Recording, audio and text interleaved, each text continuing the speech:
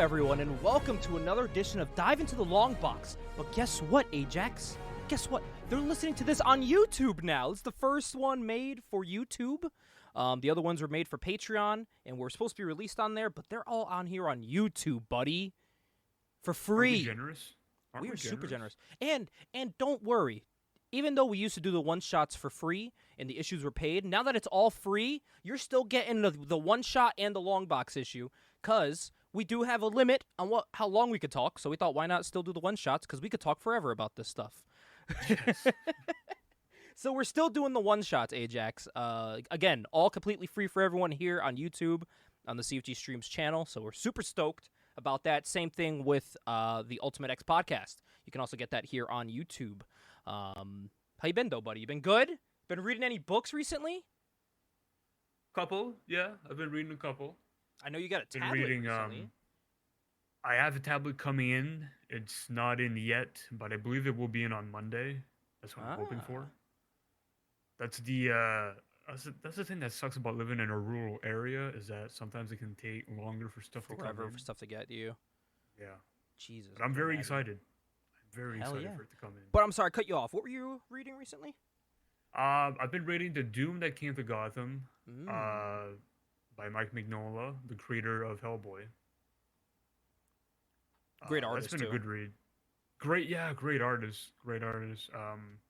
Superman Red Sun, which I think I mentioned to you. That is one I've been I was wanting to reading read. it. My brother great read that, I read. believe. It's a great read, and I'll say, I'm not a huge fan of Mark Miller. Mark Miller, as some people know, created Kick-Ass. Yep. I would venture that's probably what he's best known for. Yeah, he also made another hero. Forgot his name. I have the graphic now. I just haven't read it yet. Yeah. Forgot his name. And Mark also, I believe, was the writer for the first Civil War. The first one. The second one was Bendis. Yeah. The first, yeah. Mark is a guy that I like in doses, but I'm not a big fan of his creator-owned work.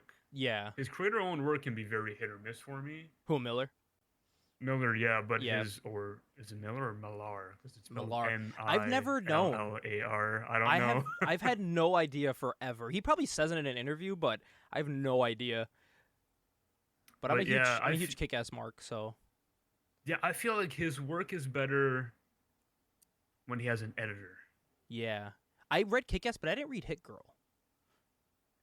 I have not read Hit Girl either. So I don't know if that's good or not. I'm guessing it might be. I read Nemesis and I thought, man, this is some edgelord type of shit. I have Nemesis. I have that. Not crazy about it. That's one where he's in all white, right? Yeah, he's like, what if what if we mashed Batman and Joker into one character? One person, yeah. Wouldn't that be just fucking crazy? Doesn't he kill the president or something? Spoiler alert. Yeah, okay. So that book is so crazy. I remember I was reading that I was reading that in New Hampshire on Hampton Beach. I remember reading it. I was just like, "What the fuck is happening?" Yeah. While Justine's sorting through her trading cards. Shut up, babe. I'm reading Nemesis. Legit. Oh my god. But anything else you've been sorting through recently? When I get my tablet in, I really want to dive into the Chip Zdarsky Daredevil run. Yeah. Because I've heard that it's so good. And I love me some Daredevil. Oh, yeah, dude. Daredevil's... Yeah, in that spin rack I got back here, I got random Daredevil issues that, they're not important, but it's Daredevil, so I got it thrown in there. I have a random annual Daredevil, but the cover's by Mike Mignola. Okay. So I was like, oh, yeah, that's going right in the spin rack. But I have what? I'm surprised you don't have the Daredevil series that was written by Kevin Smith, Guardian Devil. I don't have Guardian Devil, but I do have the one by drawn by Frank Miller, the one they used for it, the one that they retconned to make his actual origin story. Oh, okay, yeah. Yeah. The Man Without Fear? The Man Without Fear, yeah, with those cool covers with the red shiny parts of it and all that. Yeah, I got all the issues of that are in my spin rack. That's a good I It's am. only I've like been 5 toying with the issues, I think. idea of because in the spin rack I got like a bunch of issues from the same series, so I'm tempted to like only keep one in there to represent a series. You know what I mean? Sure. I feel like it'll save some space in there too because I got like all 4 issues of that. I got like the first 4 issues of the Elektra series, her first individual series. Um, Right. I got every amalgam I've bought in there, and I'm like, I don't think I need every single one in there. I could just Probably throw not. DC versus Marvel on that and call it a day. Yeah, probably not. Yeah, I did pick up some new amalgams though that I don't have in this pile, but I picked up the two that we actually, well, two of the three, but two of them you and I liked. I got the Okay. one that we were kind of iffy about, the weird Fantastic Four one, where like Reed Richards looks all they wear like purple. Oh yeah. I scooped that up because I saw it, but I did pick up the one with it was like a mix of Punisher and crap. What was it? Where he had like blonde hair. Oh, Steve Trevor. Yes. Wonder Woman's boyfriend. Yes, I picked up that. I saw it and I was like, "Oh shit!" So I scooped that up. And then I also picked up, dude. It was sitting there right in front of me. I picked up the what was it, Lobo the Duck? They had it, Oh my and I god. fucking they bought had it, that? dude. It was right there for $2, and I was like, "Gimme, gimme, gimme!" I was like, "Give me that right now!" Oh man. But yeah, it was called Bullets and Bracelets. That's what I got with that cool cover and like Wonder Woman's blocking the bullets with their gauntlets. Yeah, very cool. So I was like, "Yep," scoop those up, and I saw the Fantastic Four, and I was like, "I'm gonna need it anyway, so let me just get that." Well, I'm not a fan of the costumes and stuff. I was like, "I'll take it." I'm trying to pull up what they were called. I can't even find it here. Oh, it's something fantastic. What is it called? Challengers of the Fantastic. That's where like the Human Torch just has like a flamethrower. It's like what? What the fuck? Yeah. If you want to hear us, if you want to hear us go through that amalgam breakdown, we have that there on YouTube of us doing a deep dive of every amalgam book and most of the characters. A good, I'd say 80% we went through. So, We went through quite a bit. but Ajax, are you ready for me to tell you about the greatest haul I've had in the history of the series Yes. and in general? So I'm going to tell you Yes. this. My pull list that I have is the stuff in this is not stuff I'm reading currently. I was like, we'll save that till next month. Because all the stuff I'm reading is the same books. They're not ending. So there's been nothing new that's been catching my attention recently because I've been getting this stuff. All right. So 2 things happened in between the last episode and this one. One, I went to Terrificon in Connecticut. And then I went to Puerto Rico, not in Connecticut. So when I went to Terrificon, there was 2 signatures I needed. I needed to get a signature. We'll start with this one. By Garth Ennis, Amanda Connor, and Jimmy Palmiotti, so that they could sign my pro, which I do have protected here, signed by them all. Beautiful. Very happy about that. This was essential to me because when you told me that all 3 of them were gonna be at a con at the same time, I was like, you have to get it signed. You want to know how much I paid in total for all these signatures, like these 3? $15. And that is because Garth Ennis was only charging $15 and Connor and Palmiotti were free. So Gart was only charging 15. Yep. Gart could charge like 50 if he wanted to. He could. Let me move this over so I have a place to put this stuff. That's a giant crow I bought right there. It's huge. And then the other one, which was a measly $20, Chris fucking Claremont signed my X-Men #1, his joint project with Jim Lee, my favorite era of X-Men. And I remember, dude, I was standing in line, and I was like, I always wanted the cover that had Gambit on it. You know, they sold 4 covers. Mm-hmm. So I was like, I always wanted that cover, and some dude had it. And me and Justina just looking through long boxes. I walked out with like a War Machine #1 because it was all cool and shiny. And right behind it, brother, they had it. I was like, oh shit, they got it. And it was in like the dollar bin that the dude had there. And I was like, give me that shit. So I like went home, and I was like, well, fuck, I need the other 2. So I now have the original, because my thing, you know, I'm collecting every one of this era, like of this series, and I'm like, well, I need the cool covers where you put them all together and it makes one image. I'm like, I gotta get them all. So I got home, I went to the comic book shop near my house, fucking $2 each, scooped these bitches up, Brought them home. So I now have all 4. So this one's on my spin rack, and then these 2 are in the collection. So, or these 3 are in the collection. But then I got kind of weird, man. I got kind of weird. I was there's Instagram sellers that sell comic books, and they'll do like dollar sales where they get books for like, you get really good books for $1. So for $1, I scooped up the Max #1. Really? Yep, which I had on my top row with all my Image #1s. So I was like, oh my god. Well, what happened was he was selling it. Some dude said, I claim it, and then the guy never paid him the $1. So I was like, I'll fucking take that. Easy, like easy $1 purchase. And he was like, anything else you want? And I picked up this. It caught my attention. I love Jack Kirby art. I love Jack Kirby.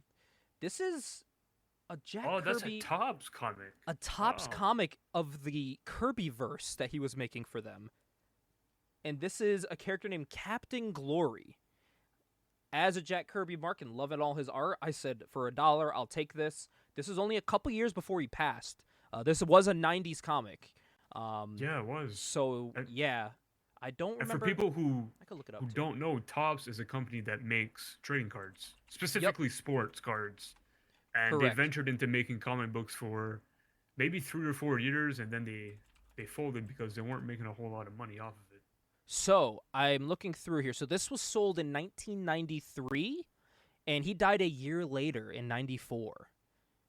That's correct, yeah. So, I believe the last things he was working on could have been these top, because he made a lot of different characters.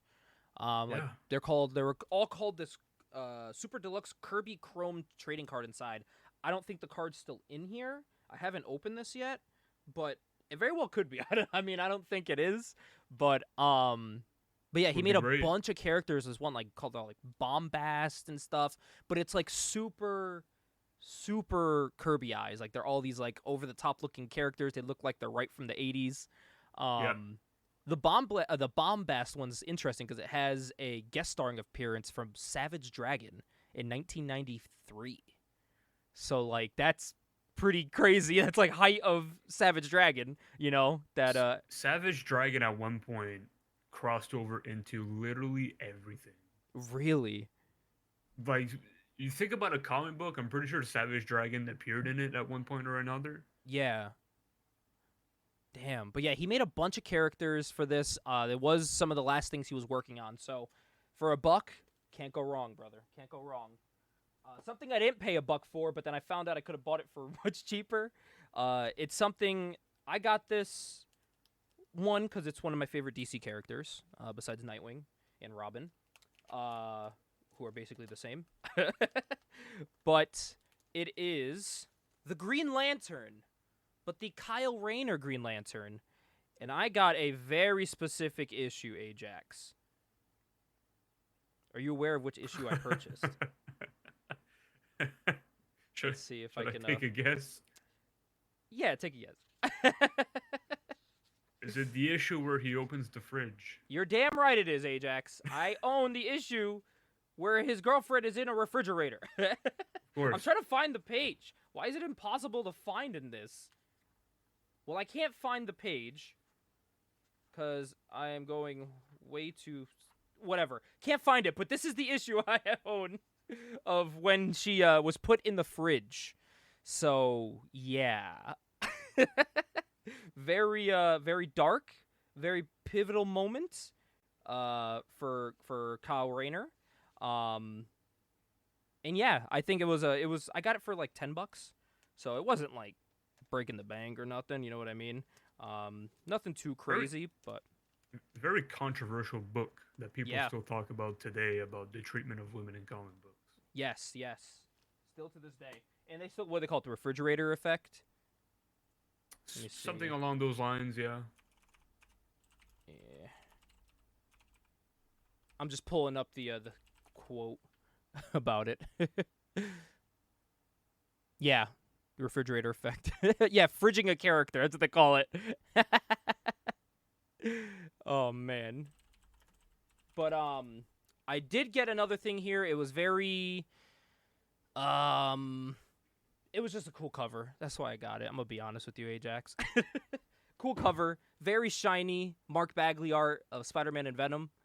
Ooh. Spider-Man number 375. Just cool art. If you guys want to look it up, it's gold, very shiny gold. Nothing too crazy. Spent like $10 on it again. Nothing. Very hard to pass up Mark Bagley anything, especially when it comes to Spider-Man. Now these final things here, Ajax, is where it gets very interesting. All right, these things here are what I got in Puerto Rico. So in Puerto Rico, I walked out, as you know, with the first appearance of Puck and Marina, because I got Alpha Flight number 1. That's crazy. Which was just sitting there, and I was like on the fence. I was like, I don't need it. And then I was like, you know what? Maybe I do. Maybe I do need it. Oh, that's a nice key. That's a nice key. Yeah. So I got it, dude. It was $15 for Alpha Flight number 1. Why not? Why not get it? I like this. One side superheroes, and then fucking he's just on there. This is a job only we can handle. Get out of here, Spider-Man, you loser. Get out of here, nerd. Puck, my boy Puck's got this handled. You just wait. I always loved Puck. I think it was a great design. Guardian's he's like, pushing. Get the fuck out of here. Not even just Spider-Man. He's pushing over Cyclops, Captain America, the Fantastic Four, Daredevil, who I don't know how he's looking at them, but they're all there. Even 4.5 is there. Their kid. And this is something, Ajax, I don't think you remember talking to me about, but I remember. When we were in a Discord call many, many months ago, before this was even a light in our eye. Right. And this is very fitting, a little spoiler alert, for what we're talking about in December, because December, we're going to tackle some manga stuff. And I remember you said something to me. You said, dude, did you know that they made X-Men mangas? Yeah. When I was in Puerto Rico, I found the X-Men manga books. I was flipping through. I got issues. I got number 19. Or, sorry, I got issues number 15, 17, 19, 20, and 22. I got everything that they owned of X-Men mangas. Scooped all these bad boys up. Very cool, colorful covers. Like very quick little very manga faces for Ajax to see. Yeah. I remember you mentioned it to me, and I was like, oh, this works out great because we're doing the thing in December. Yep. So I bought that. Sure are. So I bought that, and I was like, oh, my God. I can't wait to show Ajax. So while I was also there, I look in the glass, and I saw something that is also very controversial. People are undecided about this. They are undecided about what is the real first appearance of Gambit, Ajax. Because in X-Men number 266 is the one everyone knows where he has Storm in his arms. That came out in August. But in July was the X-Men annual for Days of Future Past, where Gambit makes an appearance in it. And that was printed in July when it was supposed to be printed after his first appearance. So there was a printing error. So technically, it's the first appearance / cameo of Gambit. Mm-hmm. And I got it. I didn't get it in Puerto Rico, though. They were charging, it was like $40. I got it for like $30. I was sitting on the beach, looking through eBay, fucking scooped it up. And I was like, listen, it's not the first appearance. It's the first cameo appearance. It's one of them. But it's okay, Ajax, because guess what? There's no more controversy here. I now have also the first appearance of Gambit. That's right. So, no matter which one it is, I got them both. Who cares? I can stop collecting now. I have what I need. I got it in a fucking top loader. They have comic top loaders, so I bought it today for $2 and threw this bad boy in there. I had no idea they made comic top loaders. It is like comic top loaders. Holy shit. Dude, it is solid. So, Sturdy. Yeah, and it's thick as fuck too. I got it double boarded too, just in case, so there's no folding at all. But yeah, this is my prized possession, Ajax. My prized possession. But why not go 3 for 3, Ajax? You know, Gambit's my favorite Marvel character. Got his first cameo appearance. got his first official appearance in a book. And as you know, I own I think down you should there probably get that graded. for that one. Yeah, it might Yeah. not be a high grade just because of the miscut from Right. from them, but it'll be something. But I said I own the Gambit, his first series with like the cool black and gold cover. Yep. So I kind of have like the big 3 moments of Gambit, and I was like, how can I top that, Ajax? How can I top that? And it's very in tune with what we're discussing today, Ajax, because I now own my first ever graded book. Oh I shit. now have a graded 9.0 Gambit #1. Oh which shit.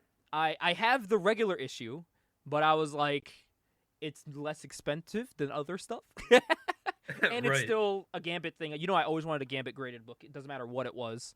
Of I course. fucking dude, I almost just like said whatever and bought the weird like Age of Apocalypse X-Men, the X-Men in the Gambit in the Eternals, I think it is.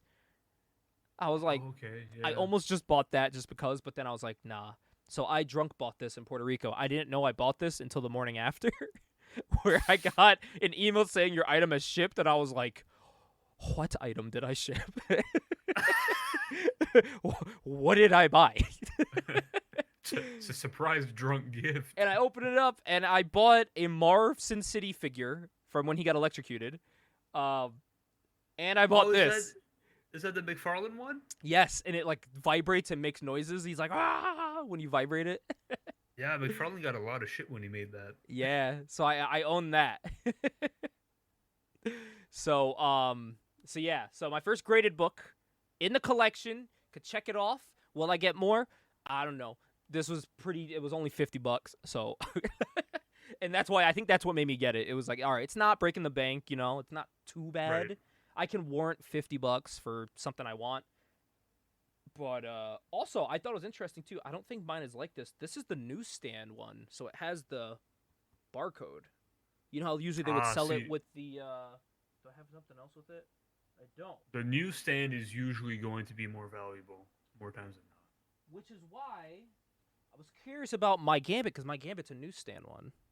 And I was like, I don't know if they didn't have newsstands versions. I don't know if it was only newsstand at this time. I don't know. Right. But I know that one at this time. There was other ones where it had like Spider-Man's face on it and stuff. So yeah, that's what I got, Ajax, in the month that we haven't done this. I mean, I'd say that's a pretty damn good haul. That is probably my best haul I got. I was able to complete a key item in it, which a key item in my collection, which I've been dying to have. Yeah, I'm happy about it. I'm happy about what I got. So, money well spent. Well spent. If I do say so myself. But I think that should go right into our thing, Ajax. We're here. We're talking about some graded books, you know? Graded comic books. They're all the rage. I think they have been since the 2000s, the 90s. Was there a lot in the 90s? I don't know. I think it started picking up steam in the 90s. Yeah. Because I do know, actually, it's very fitting, because when I was trying to look through Wizards for this month, in the August 2001 issue, they announced that they're making the signature series. It's the one with the yellow at the top, where it's signed by someone and then it's like validated and whatnot. And guess what book started it? Another fitting thing for today. Tomb Raider #1. Really? From Top Cow. Yep. In Wizard 119, they announced the start of the CGC signature series, and the book is Tomb Raider #1, which is nuts. Huh. How fitting. How fitting with this month. Did you ever have any like graded books that you've like wanted? Oh, geez, a ton of them. I mean, I would love to have, Amazing Spider-Man 300. That would be pretty high on my bucket list. That is a great one. Is it Secret Wars #8, the first Black Suit Spider-Man? Oh yeah. Oh, which one is that? What number? I think it's #8. Secret Wars #8. I'm not. Oh, I saw that today at the comic book shop. Yeah. I stopped in today and I saw it there and I was like, it wasn't graded though. It was just like my Gambit one. It wasn't graded, but I was like, it's probably like $300. Right. Yeah. But a little part of me was like, do I? Oh man. See, oh, I sorry. also like the first Spawn. Oh, Spawn First number Spawn would be one. nice to have. Yeah, that would be nice to have. Dude, I remember losing my mind trying to buy my Spawn book. I was like on eBay, like last minute, trying to like snipe people, and it wasn't working. My first graded book almost was Spawn number one because I almost scooped it Really? up for $90, but my max bid It's was an 90. affordable one. It's an Yeah, affordable one. my max bid was 90, and the dude like outbid me, put like 90.50, and like the last Ah, second just fucked me over, and I was like, fuck. And then I was like, whatever, I'm never gonna get Spawn number one, and then I found one on eBay for like, I think it was like 35, which then pisses me off. I went to the comic book shop today, dude. The owner there has like 4 Spawn number ones for like $25. I'm like, what? I was freaking out, and there's like a whole bunch here. I can get some for my friends if I want. Like, what right. the hell? You want a Spawn number one? I'll ship one over. My holy grail, though, probably be Incredible Hunk. Oh, oh, Incredible, Incredible Hulk 181, which is the first appearance of Wolverine. That would I be mean, my holy grail. I want to read Incredible Hunk number one. I don't know about you. The Incredible Hunk. Coming soon to the CFG Comics. Incredible Hunk. Oh my god. But yeah, I kind of had some ones that I wanted to like I think a big one. It's actually books I have already, but I would like them graded, like graded versions of them. One of them I guess I could make happen, which is that first appearance of Gambit, graded. But another one, I guess I could do it as well, but I know the grade won't be high, but Spider-Man number 1 by Todd McFarlane. I have the regular issue, sure. but I think just having it graded would look cooler and just nicer, like on like a wall somewhere. I'm trying to think of like anything else I think that'd be really cool graded. I'm trying to think like off the top of my head. Maybe. What maybe, about like, modern stuff? Like for me, for example, I like to get the first appearance of Mr. Negative, just because Okay. Mr. Negative is one of my favorite newer Spider-Man villains. Yeah. I know it's one that's the guy at the comic book shop was keeping away for himself, and was the first appearance of what's his name, the bad guy in Guardians of the Galaxy, the recent one. I'm drawing a blank right now. I'm drawing a blank as well. My God. No, I need to look this up. Guardians of the Galaxy 3. It's like on the tip of my tongue. High Evolutionary. Okay. It was the first appearance of High Evolutionary, and I think another Grail, not because it's something for when I was younger, but it's like my dad. It's like his favorite character. I would want the Spider-Man issue where it's the first appearance of Punisher. Oh yeah, for sure. That is a Grail. Absolutely. I was actually looking through. I like randomly started looking through my bags of comics, and I had like what are they called? Like the Fasmeal or whatever they're called. Oh yeah, the reproductions. The reprints. I had a reprint from like 06, and I was like, oh shit, of that issue.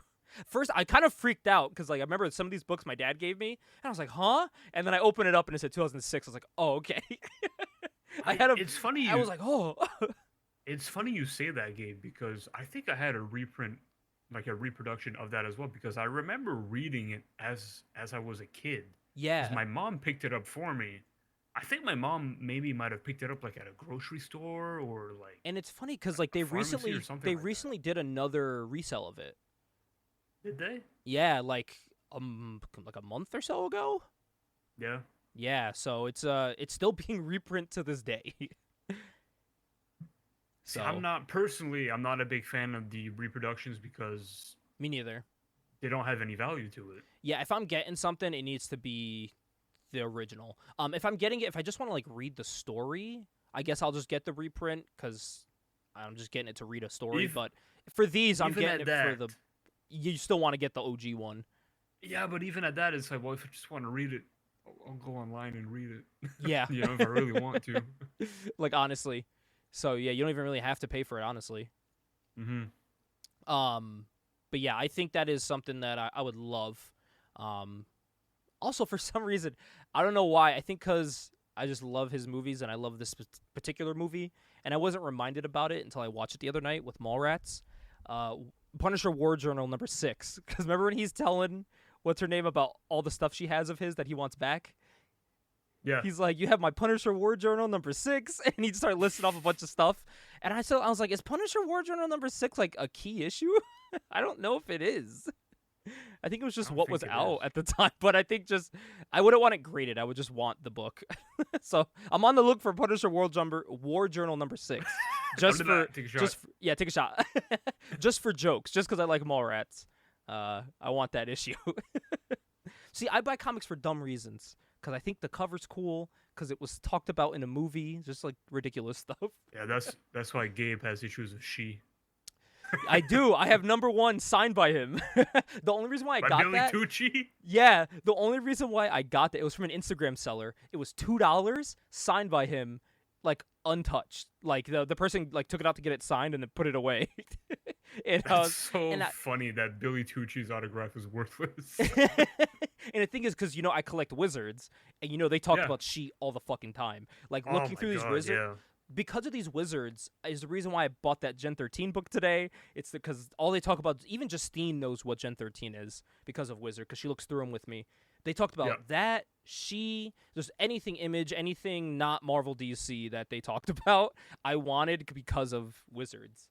Well, it was the era of the bad girl comics. Yeah, you know what I exactly. mean? Like, if you had a bad girl, it was going to sell.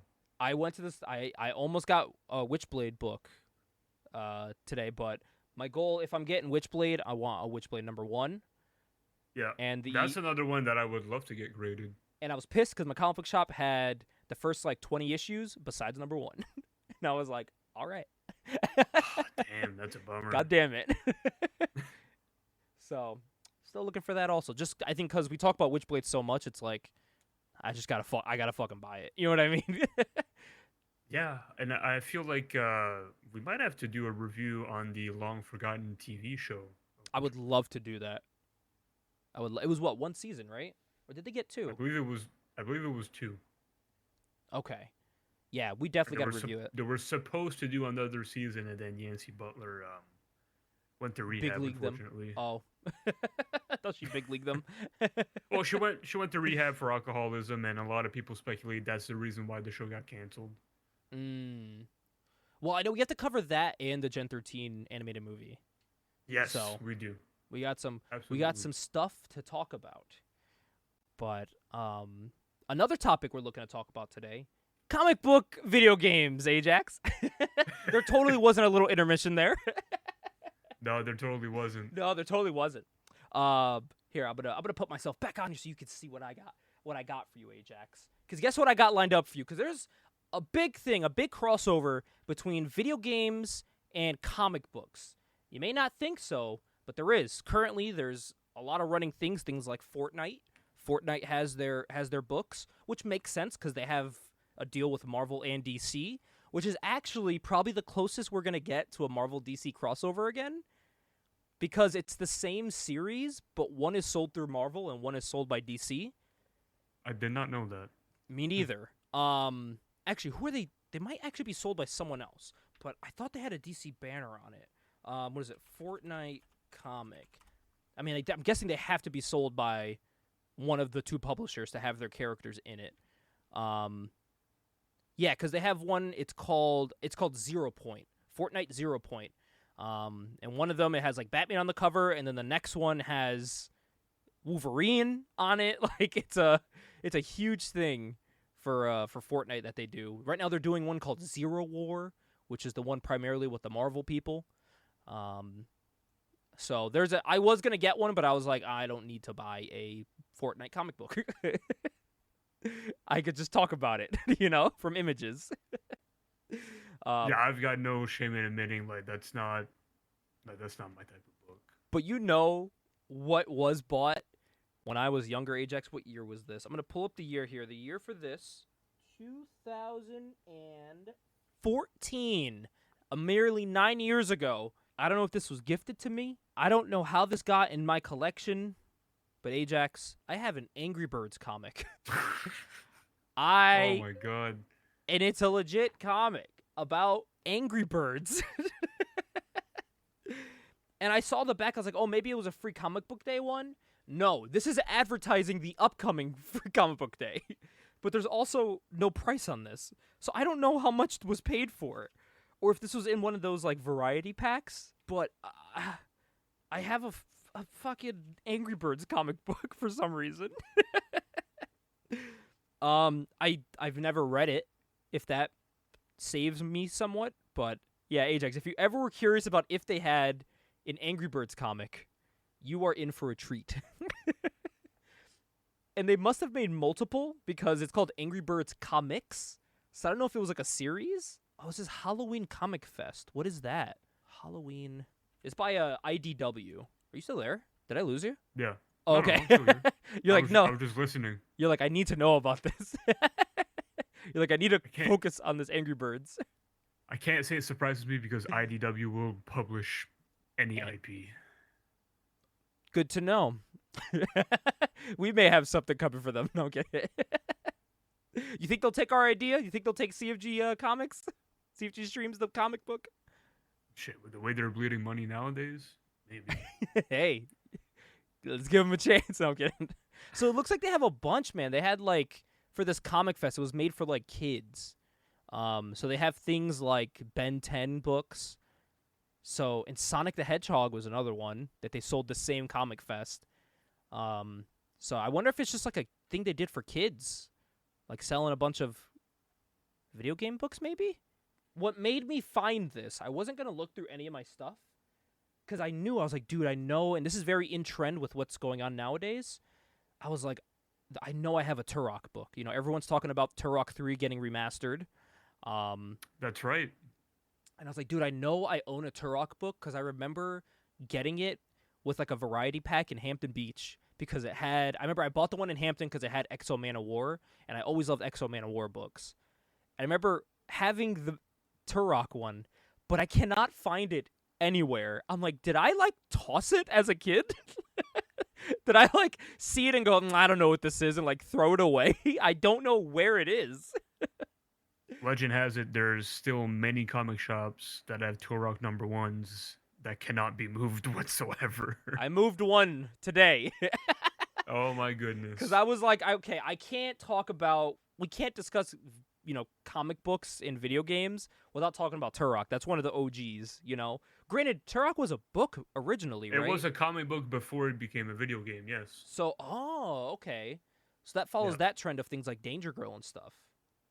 Mm-hmm. Oh, that was another thing I was going to discuss is like comics that were made into video games. Yep. But yeah, this came out in 93, and I'm guessing Turok 1 was like 96?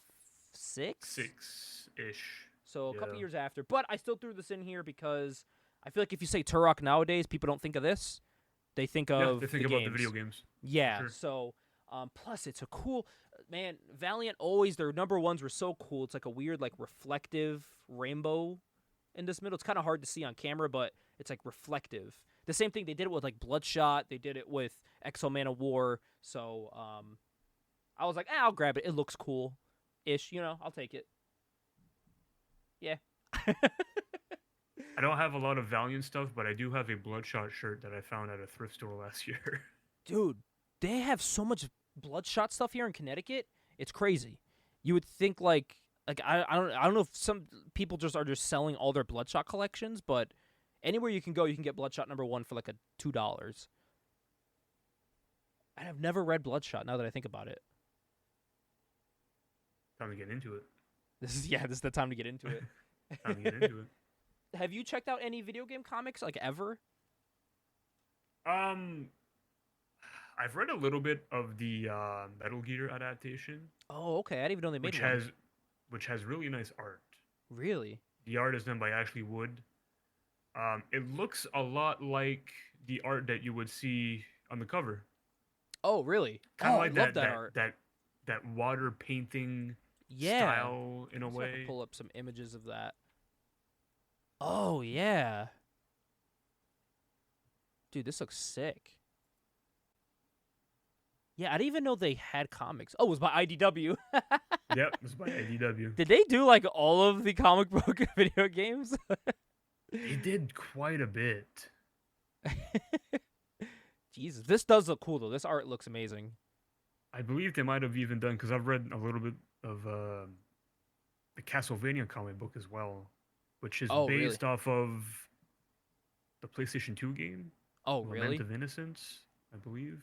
Wow, a graded Metal Gear Solid #1 from '04 is $350. I would probably attribute that to maybe a low print run Maybe. And the popularity of the games just and the not meeting it. popularity of the game for sure. Wow. Damn, I didn't know it went for that much. Yeah, I found out just now that they had it. that's very surprising. Yeah, because any shops I go to, they have no like section like that. So it's like I just never thought to even think about it. Cause a lot of like the video game comic stuff I find out about is just by going to a comic book shop and being like, "Oh, they made a book about this," you know. That's how I find out Honestly, about a lot yeah. of them. Cause that's how I found out about the Fortnite one.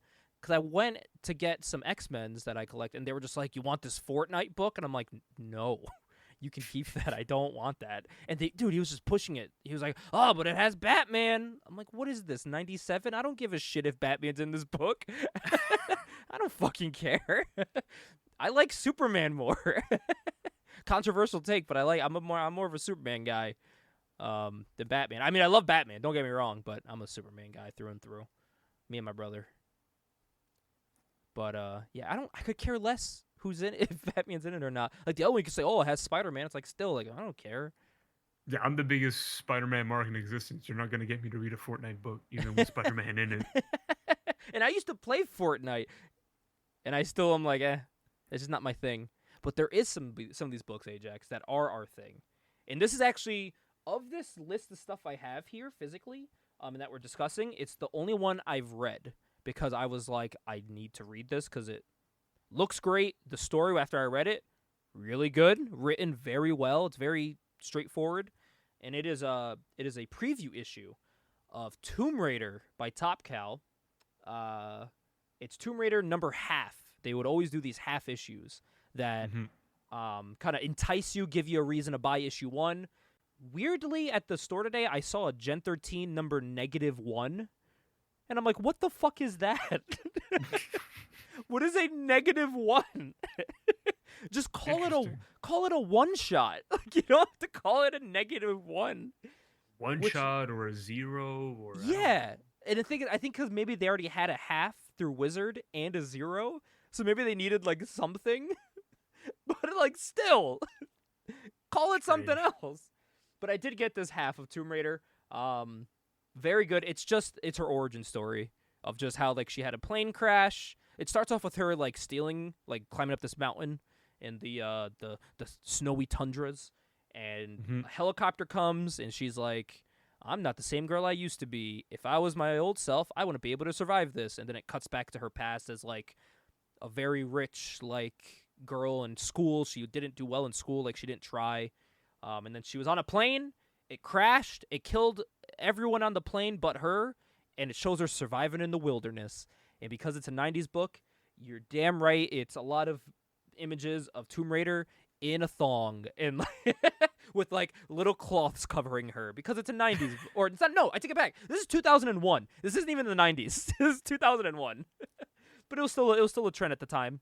And then it cuts back to modern day, and she's like, "Yeah, now I could do shit like this." She didn't say that, but it's like a plane fucking exploding and crashing into the side of the mountain, and she's just like, "Yeah."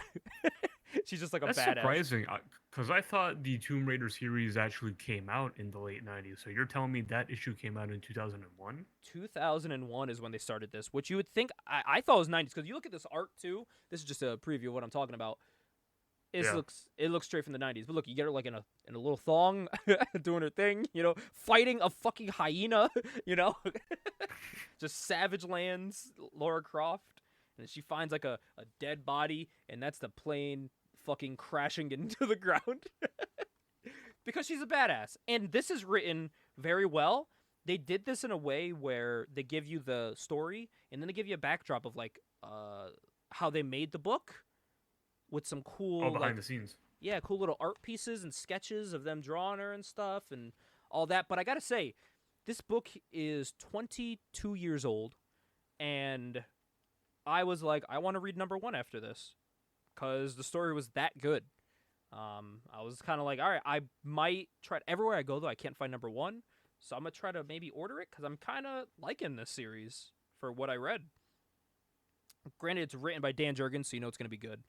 I was gonna say the reason I think why it's so well written is because of Dan Jurgens. Yeah, and for people that don't know Dan Jurgens is responsible for a lot of the modern Superman lore, I would say, from like the '90s onward. Wrote Death of Superman, so on and so forth. Yeah. So even that I would say I would highly recommend it if you could find it digitally, if you could find it physically. From what I read, I loved it. I thought it was great. The art is great art as what well. You're gonna expect. Yeah, the art on the inside from what you saw there was like, and it's better than that too. Like there's cool effects of like the fire and the helicopter and stuff. It's literally just her origin story, and then issue 1 is where I'm guessing it picks up with like new storyline things. Here's the thing about Top Cow: when you buy a Top Cow book, you know you're gonna get good art out of it. Yes, you're gonna get good art. Most likely a hot chick on the book. Most likely. And the thing is, I gotta say, from a 2023, it could be Jackie Estacado on the cover. Yeah, I gotta say though, from a 2023 standpoint, nowadays if you made the covers of like what they were then, people would be like, "Oh my god," and like freak out about it.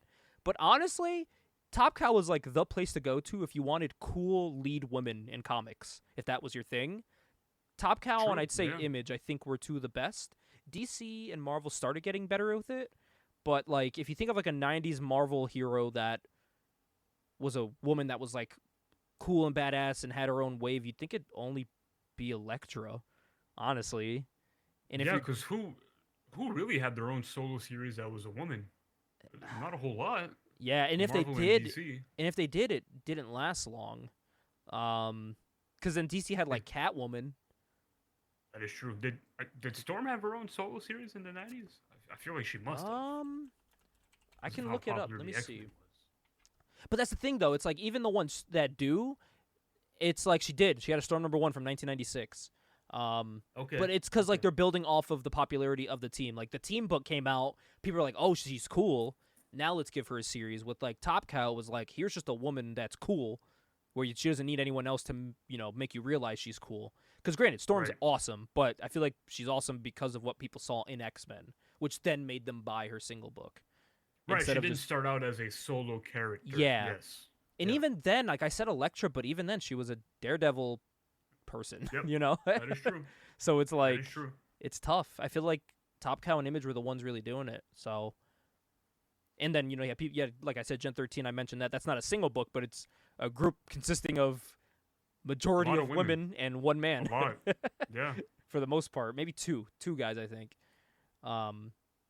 So yeah, I think ahead of their time was Top Cow, ahead of their time, because they knew what was gonna sell. You make a good story with an attractive girl, you're gonna sell fucking thousands of units, especially back then. Even now, I say back then, but I feel like now. I still don't think that's bad marketing even now. No, I don't think it is at all. If it sells, then do it. It's not doing anything wrong. If the dude is selling books and people are buying it because he's dressed like in a scantily clad way, like they did with the Nightwing, fucking make it. If that's what's selling, make it. Do it. To me, it's just for fun. It's just comic books. It's comic at books. The end of the day. If dude, all I care about is that you're making a story that I want to read next month. Like, I don't care how they look. I just want a good story. So, that's our take on what these comic companies should do. And listen, Ajax, when we're talking about sexy, this is what we're talking about right here. Street Fighter. Why am I drawing a blank on his name right now? Featuring, is that E Honda on the cover? It is E Honda. Thank you. It is E Honda featuring Malibu Comics. Okay. The ferret? Yes. Is that what it said? So Malibu Comics needed their mascot. Like, they needed their hero. You know what I mean? Yeah. And that was the ferret. So this is Street Fighter from 1993. This is 30 years old of Street Fighter featuring the ferret. I did not read this. I got this because I saw it and was like, we're doing a video game comic episode. So I'm going to get it. And because it was only $3. So I bought it. And I think because also I saw someone talk about this online. And I was like, oh, this looks familiar, so I grabbed it. But I don't know. This story could be great. This could be the greatest ferret story in Malibu Comics history, but I have no idea. Let me see. What else did the ferret show up in? Malibu Comics. Who owns Malibu Comics now? Malibu Comics is dead. I thought someone like owned the I believe their Marvel owns characters. them. Is it Marvel? Okay, that would make sense. Yeah, Malibu Comics. This is there's a lot of ferret books right now, Ajax. I'm looking at a lot of single number prices. And like $2. Ferret number 1. Am I gonna become a ferret completist? You think I can? That's crazy. I like when you look up ferret, like it shows like the first thing that comes up is like his crossovers. It's like ferret and Man of War, ferret and the Protectors, ferret and Street Fighter. No one's talking about his single run, man. Listen, ferret is underrated. We're gonna try to get the rights to ferret. And we're gonna make. Oh, never mind. Yeah, they're owned by Marvel. Never mind. We're never getting those rights. But you just wait for that Disney Plus show of the ferret coming soon. It's so frustrating because Marvel bought Malibu Comics, but they haven't done anything with their IPs. Yes, they bought Malibu. I think why they bought Malibu because they were doing much superior coloring than Marvel because they were doing like those very detailed. They might have been doing digital, possibly. They might have been. Maybe. Now that I think about it, because this was around the time 93 was. No. When did Image show up? That was 95. 92. 92. Okay, so yeah, they were definitely doing digital coloring if it was Malibu, because that was the hot thing at the time. Because Image was doing digital. Yep. And then Marvel bought them, started implementing that same coloring, and then just shit canned all their stuff. There is one Malibu Comics crossover, and it's their superhero Prime and Wolverine. So, like, maybe they tried to, like, sell some stuff, but it just, maybe no one cared. I'm not too sure. I gotta breeze up on my my Malibu Comics lore, because I'm seeing a lot of current day Marvel characters just on these Malibu covers, but these definitely aren't Malibu characters. So Malibu had something called the Ultraverse for a while that a lot of people liked. Yeah, that was the one with all like their heroes and shit, right? Like the Protectors and stuff. Yeah, if I'm correct. Yeah. I've never read it, but it's something that I would like to read someday because I've heard so many good things about the Ultraverse. Someone's selling a bunch of the issues right now. They're selling what? 1, 2, 3, 4, 5, 6, 7, 8 issues. But it looks like some doubles. It looks like issues 1 through 4 they're selling of the Protectors. I don't know how many issues that got. Oh, Malibu also made not Street Fighter, Mortal Kombat books. Yes. Damn, I wish I saw those. I would have bought a bunch of the Mortal Kombat ones. Is that the one where, like, correct me if I'm wrong, is Malibu's the one where, like, Chun-Li tries to fuck Ryu, and he's like, no, I need to train? I don't remember. They're I've never fighting. read those. If I remember correctly, they're fighting, like, in, like, a yard. And, like, she takes her hair down and she, like, gets close to him trying to kiss him. And he, like, pushes her to the ground. He's like, no, we need to train for the big fight. She's like, whatever. Oh, wait, no, I'm thinking of, not Mortal Kombat. That's Street Fighter. That's Street Fighter with Chun-Li and Ryu. I don't know any of the Mortal Kombat ones, but I do remember that. Is that in this? I got it. Malibu. I've read some of the Mortal Kombat Malibu ones because a lot of them have art by John Tobias. Oh, really? Yeah. Ah. Oh, I found it here. So what he says to her, she goes, am I not the strongest woman in the world? He goes, I guess so. And she takes her hair down and takes off the little things. And she goes, and the most beautiful. And he goes, Chun, and then she kisses him, and he goes, please, Chun-Li. And she goes, don't you like me? He goes, we agreed that we are together to train. And then he says, you are more beautiful than ever, but you've changed the past few months. Uh, Rio put that bitch on Thought Patrol. You know what he I said, mean? "We're here to train you, whore." Stop thirsting over me. You heathen. Yeah, and then he picks her up and she like hits him in the stomach for being like a dick. So, yeah. If you guys can find it, what's that? It's number 5. What issue do I have? I have number 3. I'm on the hunt for Malibu Comics Street Fighter number 5, just for that. But it's cool because like the Mortal Kombat one had like the same art, so it kind of looked similar to the Street Fighter one, which was very. I would definitely check those out too. I wonder, did these have? I don't think they had long runs. I'm guessing. The Mortal Kombat books were actually canon. Oh, really? I didn't know that. At the time they were canon. Yeah. That's pretty cool. Oh man, they had like side books too. Like Katana and Melina had their own. Oh man, I didn't know they had a bunch of like spin-off ones too. Damn, why do I want these now? Fuck. Because it's Tobias doing the art. It Oh, looks so man. cool because it's Tobias doing the art. This is so sick. I think these aren't. No, never mind. I was gonna say I don't think these are super high priced. There's a Goro number 1. It's like $100. Like, okay. Oh. Whoa. It's a cool variant cover though. It's like all silver. It's another gimmick cover, all silvery and shiny. But yeah, there's a lot of these. But hey, this was sold in 1993, Ajax. And guess what? The ride doesn't stop because in 2023, Free Comic Book Day, Street Fighter 6 had a comic book. Indeed. If you buy any current, I gotta say, what we talked about earlier, Street Fighter, anytime that this is by someone, it's called Udon, makes these. Yep. Udon. You remember how we said like sex sells in comics? Udon knows what they're doing. Every panel in here. So this book it's with the 2 new characters from or one of the new characters from Street Fighter 6.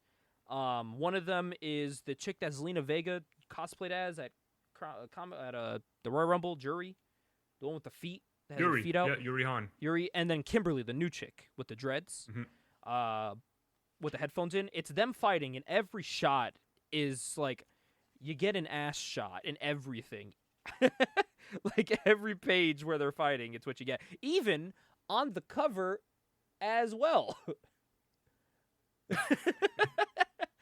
And I thought it was just this one. No, dude, if you look up like Street Fighter comic covers, you get some wild shit. This is another one they're advertising coming out soon.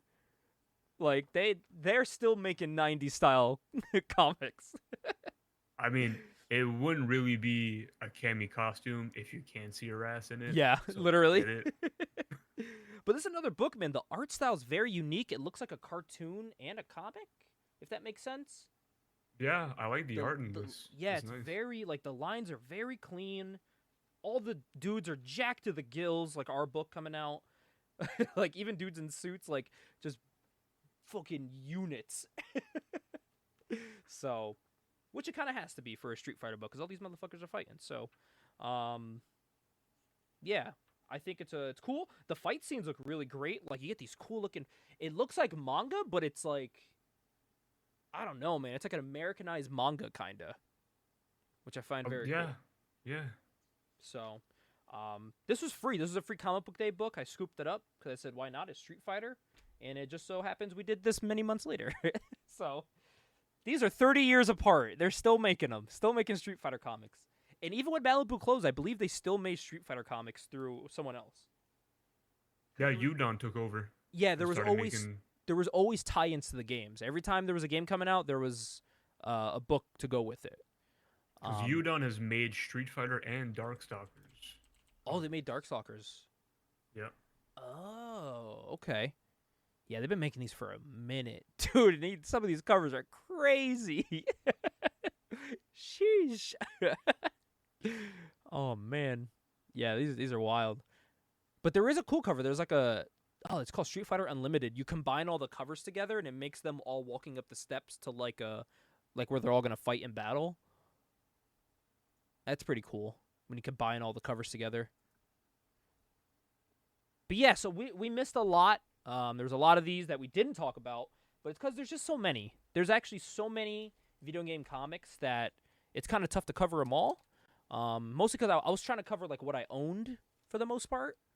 Of course, yeah. So I think it's time now, Ajax, to go over to our wizard review for this month for August. I promise you This guys. is what I look forward to the most. I promise you guys. I didn't do it on purpose. We did July 98 last month. We got August of 98 this month. But it's because of something we discussed. Granted, I want to touch on one thing though.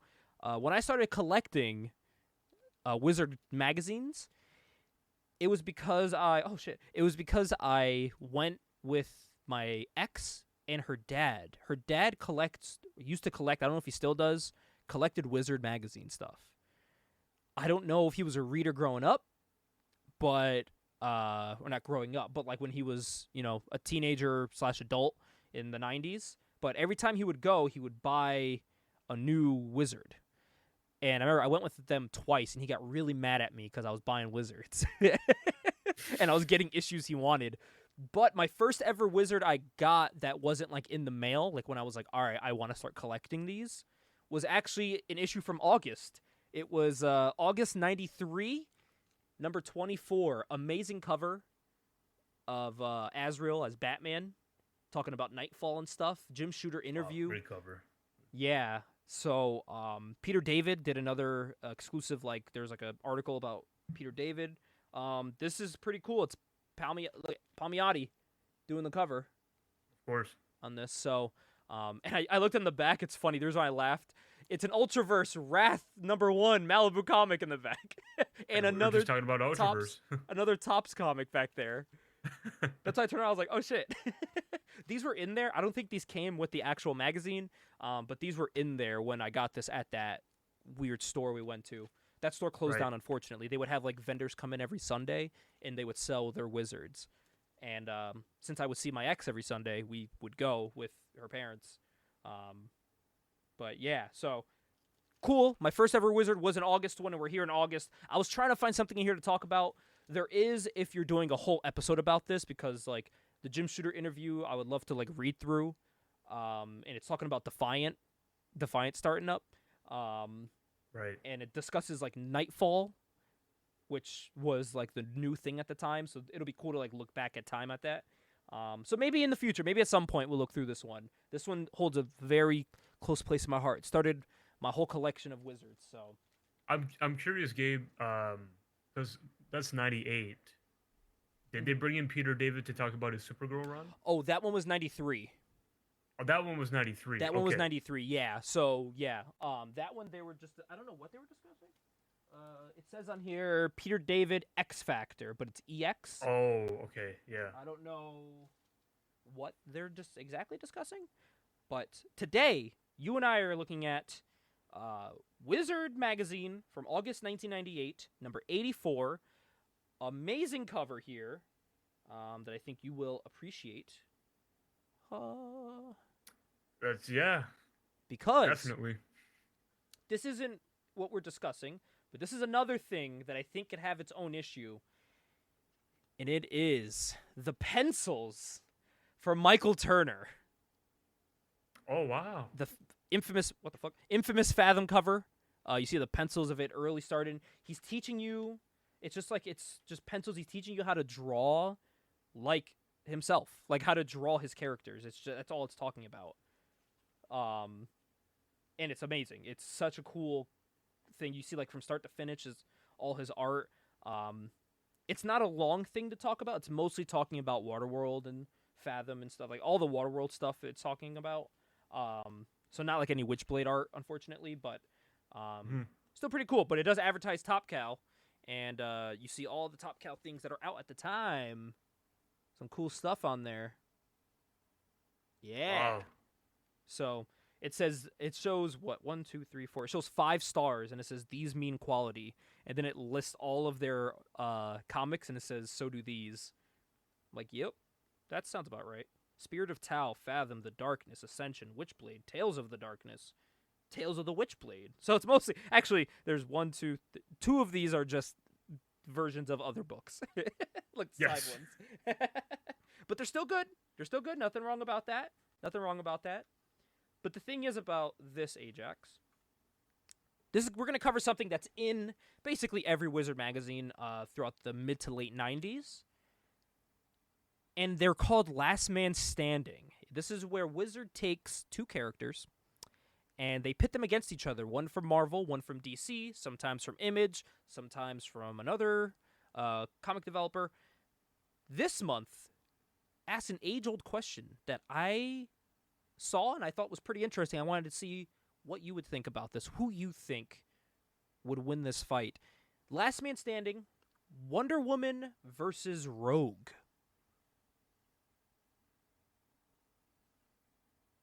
Wouldn't Wonder Woman just die as soon as she touched Rogue? Possibly. Wouldn't it work like that? They do have a winner here. They do have a winner. They do give us a tail of the tape of their. I know these women's heights and how much they weigh. Wonder Woman 5'11", 135. Her reach is 71 inches. Don't know how they figure out her reach. Hometown, Paradise Island. I thought it was the Mascara. Yeah. DNA. Wonder Woman says clay. Because she was molded from clay. Of course. Paraphernalia. Lasso. And on the other side, Rogue, 5'8", 120 pounds. Her reach is 68 inches. Hometown, God, is this Caldecott? I'm sorry if you're from this place. Caldecott County, Mississippi? Is that where she's from? Yeah, she's from Mississippi. Her DNA is mutated? No. And her paraphernalia is peroxide. like to clean out your wounds? Like that kind of peroxide? Or I'm assuming because she dyes her hair a lot? I don't know. I have no idea. So what they do after that, they discuss basically the backstories of each person, which, you know, we all know the backstories of these two women, but they do have a winner. Or as they put in this, the winner. Like they're out price. The winner buster.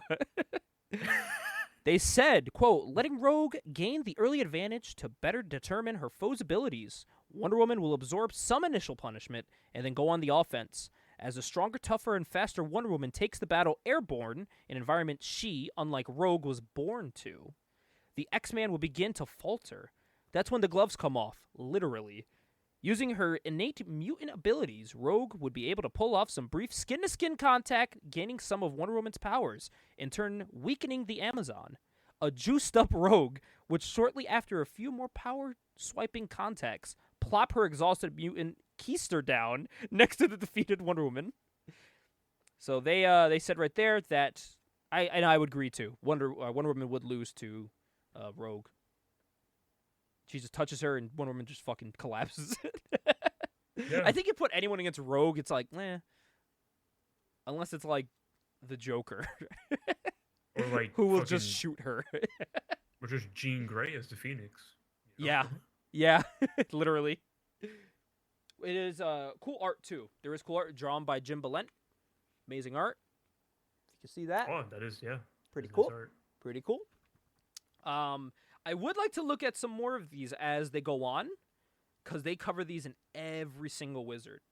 They did have a casting call in this, but it was actually kind of fitting because is it for, let me see if I'm correct here. It might be for a video game movie, if I'm correct. No, it's not. Okay, I just wanted to make sure. It's for Hitman, but not the video game.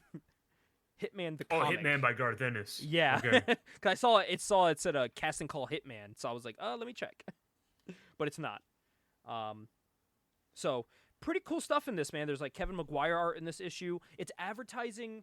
It's insane to think in 1998 they were already at Witchblade number 500. Wait, really? It says right here, Witchblade number 500. That doesn't sound right.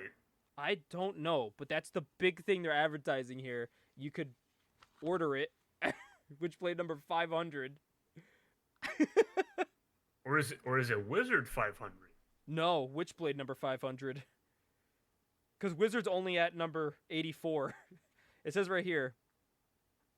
Oh, I see what it is. They're calling it Witchblade number 500, but it's their 500th offer, maybe? No, it's confusing. Within the Witchblade number 500, you'll find these hidden treasures. And it's a bunch of stuff. I need to see what this is. Because I saw, I was like, number 500? I don't think they got the 500. So I looked it up. It says Wizard Limited Edition Witchblade 500. Yes, that means, if it was ever bought through Wizard, it would be, have the Wizard tag on it, but they also had, Wizard number zeros. They were the ones that always did the number 1, number 0, because I collect those. But why would this one be number 5? Or number 500. 500, yeah, I don't know. Yeah, because everything was, half, because they had a Witchblade half. Yep. They had, number 0, they did a Gen 13 half, all that, so it's what makes this one 500? It's very confusing. And this is only issue 84, so it's not their 500th, exclusive book. So it's very weird. Let me see. What number was Witchblade on at this point? He had to be in the hundreds, I'm guessing. Only 100 something, I'm guessing? Probably low 80s. Low 80s? Yeah, because Witchblade number 100 was 1995. Which was 3 years really? before this. Witchblade number 300. I don't even think they got to 300 because it doesn't show up. I don't think Witchblade went that high. Yeah. Yeah, I'm puzzled right now. I don't know why this is a number 500 for anything. On any front, it shouldn't be 500. That's the moral of the story. Granted, I can order it right now and we can find out, buddy. I'll just mail it in to them. We'll get it. Where were they located? Virginia, not too far. So, look, I'll just put my money, put some dollar bills in here. You know, if you get Wizards with this insert inside, it's worth more. I believe it.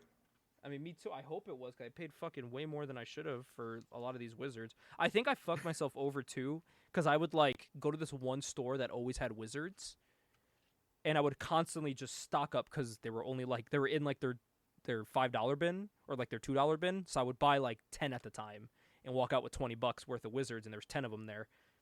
Right. After doing that about 4 times, I went there now, and it's whatever is on the cover.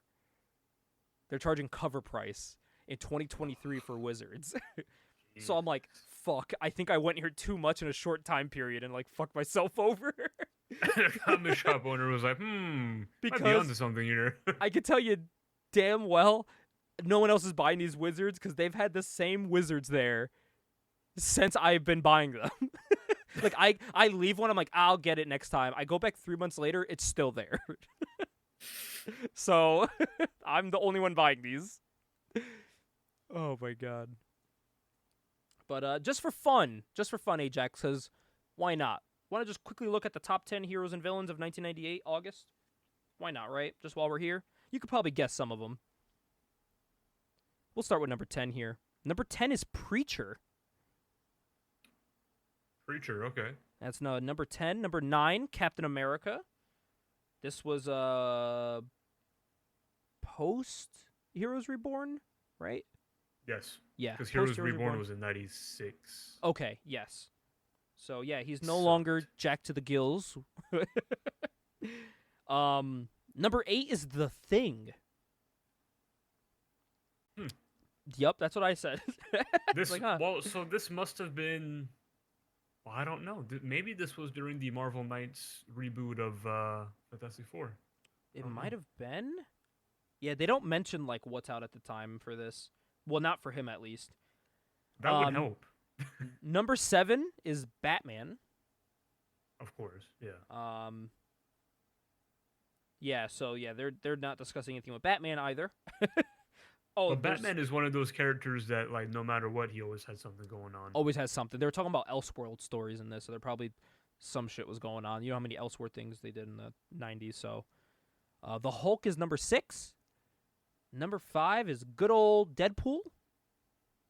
Good old Merc with a mouth. What does it say here? All right, Deadpool's got one of those cool microphone headsets, just like Madonna. Wow. Yeah, this is 1998. Number 4, The Darkness, of course. Number 3, Witchblade. Number 2, Spawn. But number 1 is Wolverine. 98. Okay. In 98. I don't know what they were pumping out in 98, but yeah, that's what was there at the time. They were pumping out that. So cuz I always felt like around 97, 98 is where some of that X-Men hype started dying off a little bit. Yeah. Around that time. And I love these comic book IQ things. Maybe next episode we'll have you do the comic book IQ questions to see what you know.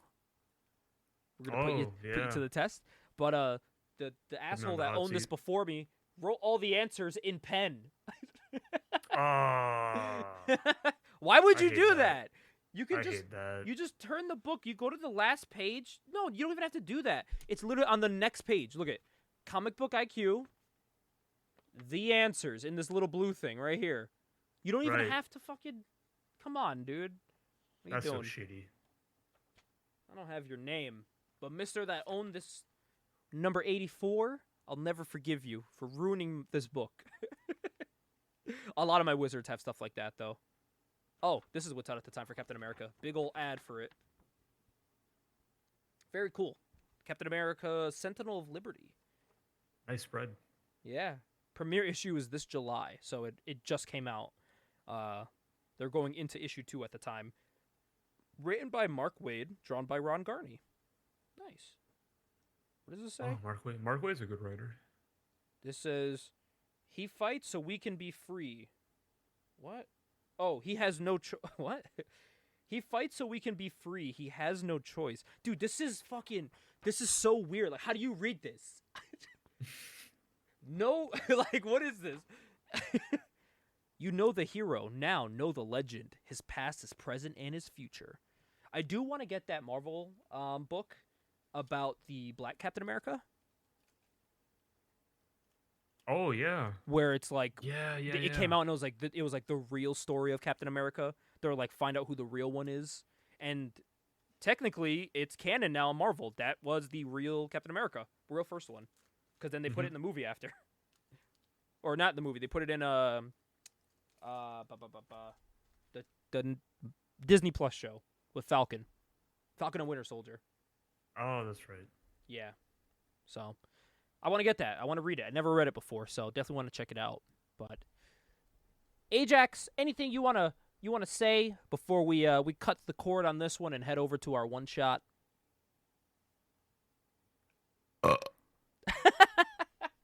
Ajax, do you have a book ready or something to highlight for the one shot? I do not, but I'll pull something out of my head, I'm sure.